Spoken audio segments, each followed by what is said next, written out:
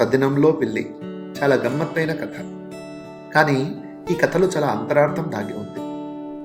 ఒక ఇంట్లో ఒక గృహస్థుడు వారి తండ్రి గారికి శ్రాద్ధ కర్మను నిర్వహిస్తూ ఉంటాడు. ఆ కర్మ నిర్వహిస్తున్న సమయంలో వాళ్ళ ఇంట్లో పిల్లి పిండ ప్రదాన సమయంలో అక్కడ తిరుగుతూ ఉంటుంది. ఆ యజమాని పిల్లిని పట్టుకొని ఒక సంచిలో వేసి ఇంటి వెనకాల చెట్టు కొమ్మకి కట్టి వస్తూ ఉంటే అది చూసిన తన కొడుకు, ఎందుకు నాన్న పిల్లిని చెట్టుకు కట్టి వచ్చేసావు అని అడుగుతాడు. కార్యక్రమం జరపాల్సిన తొందరలో కొడుకును విసుక్కుంటూ జవాబు చెప్పకుండా పిండ ప్రదానం చేసి శ్రాద్ధ కర్మను ముగిస్తాడు. ఇదంతా కొడుకు చూస్తూ ఉంటాడు. కొంతకాలానికి తండ్రి మరణిస్తాడు.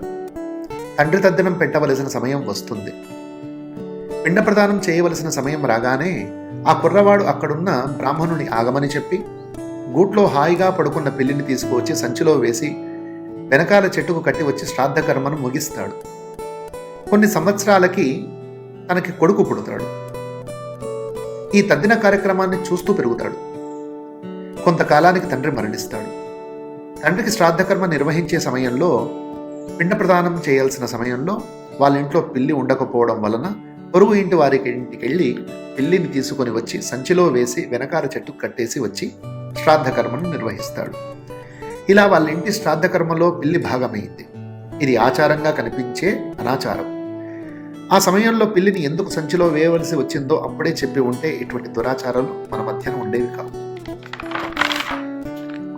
మన సమాజంలో కొన్ని చోట్ల అనాచారాలు, మూఢనమ్మకాలు చూస్తూనే ఉన్నాం. ఇది మా ఇంటి సాంప్రదాయమనో మా కుల ఆచారమనో చెప్పడం వింటూనే ఉన్నాం. వాటిలో శాస్త్రీయత, హేతుబద్ధత ఉందా లేదా అని ఆలోచించకుండా తరతరాలుగా గడిపేస్తున్నాం. అటువంటి మన భారతీయ వైజ్ఞానిక జీవన విధానంలో అర్థం లేని ఏ ఆచారం కానీ సాంప్రదాయం కానీ లేదని తెలుసుకొని మన భావి తరాలకు మన ఆచారాల సాంప్రదాయాల గొప్పతనాన్ని చెప్పి విజ్ఞాన పథంలో నడపాలని ఆశిస్తూ సర్వే జనా సుఖినో భవంతు, లోకాత్ సమస్తాత్ సుఖినో భవంతు.